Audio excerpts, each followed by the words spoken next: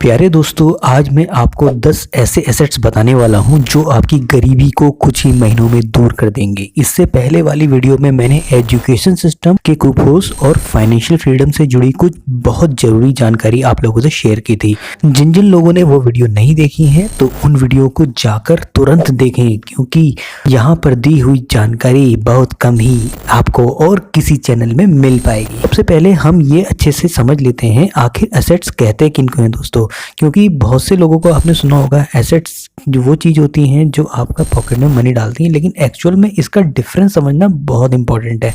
तो दोस्तों, एसेट्स और लायबिलिटीज़ में अगर आप लोगों को डिफरेंस समझना है तो सबसे पहले आप लोगों को ये देखना होगा बचपन से वो चीज़ें जो आप लोगों ने जोड़ी हैं जिन जिन से आप लोगों की जेब में मनी ऐड हुआ है। जी हाँ, अब ये मत कहना कि हमने बहाने करके पेरेंट्स से पैसे लिए, जी नहीं, इसकी बात नहीं चल रही है। तो आपको वो चीज़ें देखनी है जिन जिन चीज़ों ने आपकी जेब में यानी पॉकेट में पैसा ऐड किया है, वो आपका कहलाती हैं एसेट्स। और जो चीज़ें आपने ऐसी खरीद ली हैं जिनकी वजह से आपकी पॉकेट से पैसा गया है, वो कहलाएगी लायबिलिटीज़। तो चलिए आगे बढ़ते हैं। तो आइए दोस्तों को फिर से समझ लेते हैं आखिर एसेट्स होते क्या हैं। एसेट्स में ऐसी चीज़ें काउंट होती हैं जो आपकी पॉकेट में मनी को ऐड करती हैं। जी हाँ, जो आपकी पॉकेट में पैसे ऐड करती हैं वो एसेट्स की कैटेगरी में आती हैं, और जो चीज़ें आपकी पॉकेट से मनी को निकालती हैं वो आपकी लायबिलिटीज़ में काउंट होती हैं। तो 10 ऐसे एसेट्स जानते हैं जिन्हें आप अपनी चॉइस के अकॉर्डिंग चुन सकते हैं। सबसे पहला एसेट आता है रियल एस्टेट। जी हाँ, फोर्ब्स के अकॉर्डिंग सबसे ज़्यादा मिलेनियर रियल एस्टेट से ही आते हैं।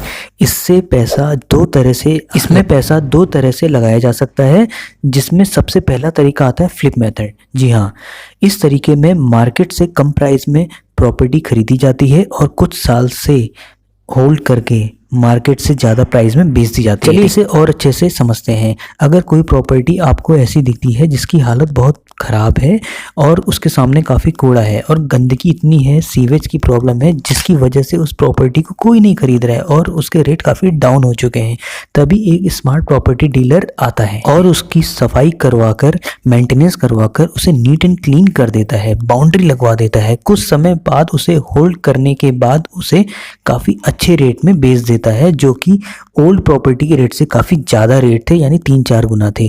तो हो गया ना मुनाफा आखिर। लेकिन आप लोगों को ये उतना मज़ेदार नहीं लगेगा, क्योंकि इस प्रॉपर्टी से केवल एक ही बार फ़ायदा उठाया।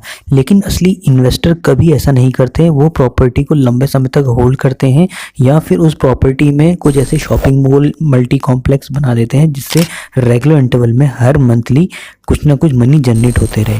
जैसे शॉपिंग मॉल्स आपने देखे होंगे और कॉम्प्लेक्स देखे होंगे, जिससे हर महीने पैसा आता रहता है। चलिए दोस्तों, बढ़ते हैं अगले एसेट्स की ओर और अच्छे से जान लेते हैं, जो है बिजनेस। ज़्यादा लोग फेलियर के डर से बिजनेस के नाम से ही डरते हैं, लेकिन काफ़ी सक्सेसफुल बड़े बिजनेसमैन बताते हैं कि एक ही सोर्स पे डिपेंड होके अपनी ज़िंदगी गुजार देना लाइफ का सबसे बड़ा रिस्क होता है। जैसे मैं पहले एक जॉब पर डिपेंड रहता था, जब तक काम करता था तब तक पैसे मिलते थे, जैसे ही काम करना बंद किया तो पैसे भी बंद। मैंने काफ़ी लोगों को देखा है जो ना ही एजुकेटेड होते हैं और ना ही एक्स्ट्राऑर्डिनरी, फिर भी वो अपनी लाइफ में फुल टू एंजॉय करते हैं, काफ़ी घूमते फिरते हैं।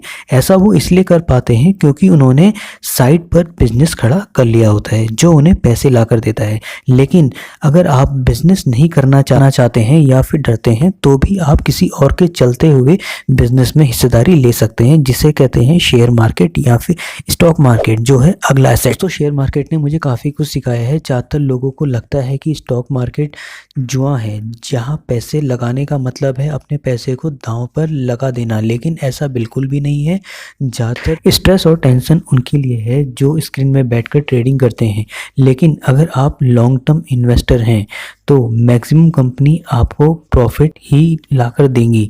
इसका मतलब ये नहीं कि आंख बंद करके किसी भी कंपनी में अपना पैसा लगा दें। अगर किसी कंपनी में पैसा लगाने की बात आए तो उस कंपनी की कंप्लीट नॉलेज जरूर होनी चाहिए, यानी पूरे फंडामेंटल्स माइंड में होने चाहिए। उसके प्रोडक्ट या सर्विसेज लोग कितना पसंद करते हैं और आने वाले समय में उसकी डिमांड कितनी बढ़ेगी, और कंपनी का मैनेजमेंट कैसा है, कंपनी की मार्केट वैल्यू कैसी है। एक बार आपने अच्छी कंपनी को सेलेक्ट कर लिया, फिर क्या है दोस्तों, कंपनी की ग्रोथ के साथ आप लोगों की ग्रोथ भी शुरू हो जाएगी विदाउट एनी टेंशन। दोस्तों अगला एसेट्स निकल के आता है इंडेक्स फंड, जिसमें इंडिया के बहुत से अमीर लोग इन्वेस्ट करते हैं।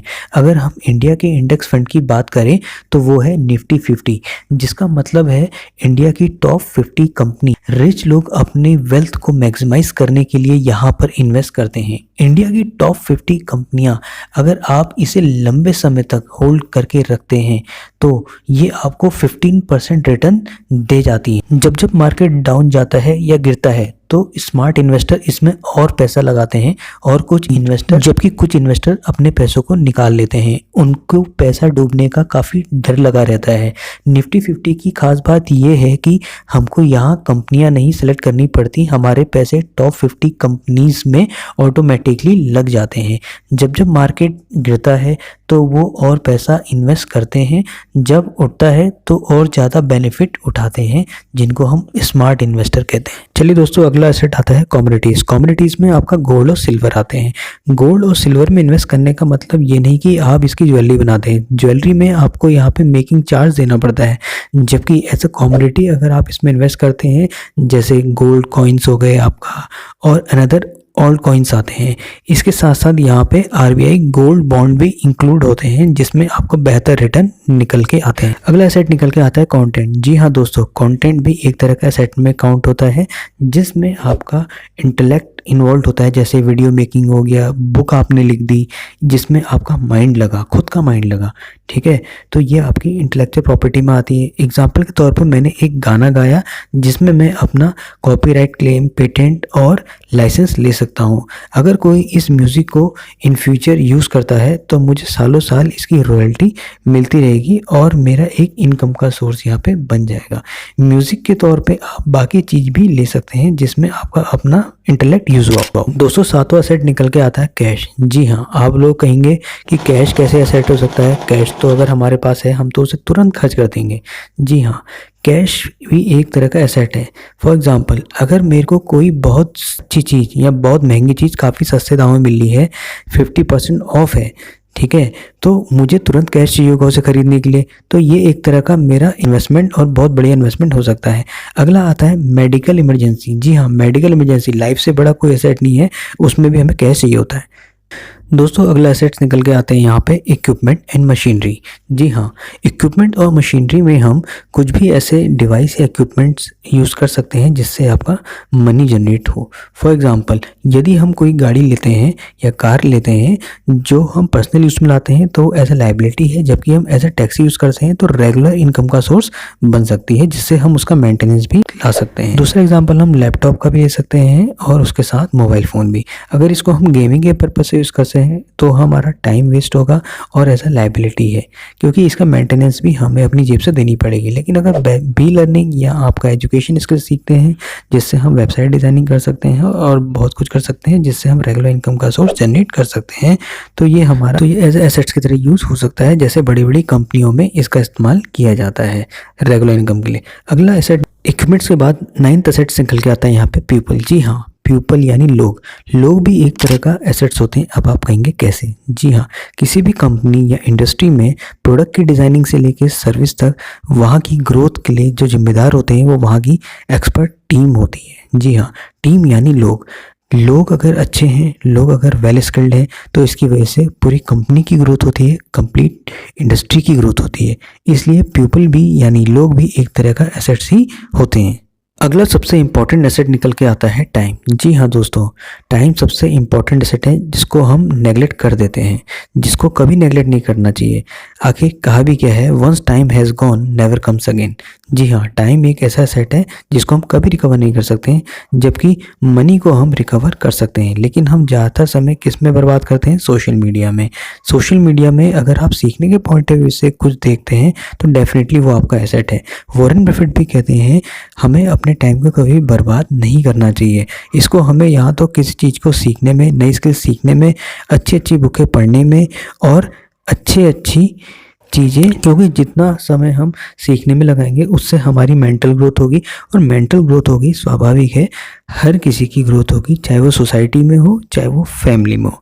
इसलिए फाइनेंशियली फ्री होने के लिए आपके लिए ये 10 एसेट्स बहुत इंपॉर्टेंट है, इसलिए इनको अच्छे से लिख लीजिए और समझ लीजिए। इसी तरह की फाइनेंशियल वीडियो जानने के लिए जुड़े रहिए मनी ग्रेडेंट से, और अपने कमेंट्स सेक्शन में फ्रेंड्स 8 एसेट्स, और अपने कोई डाउट्स हैं, कोई प्रॉब्लम है तो डेफिनेटली नीचे पूछिए, आपको उसकी वीडियो डेफिनेटली मिलेगी।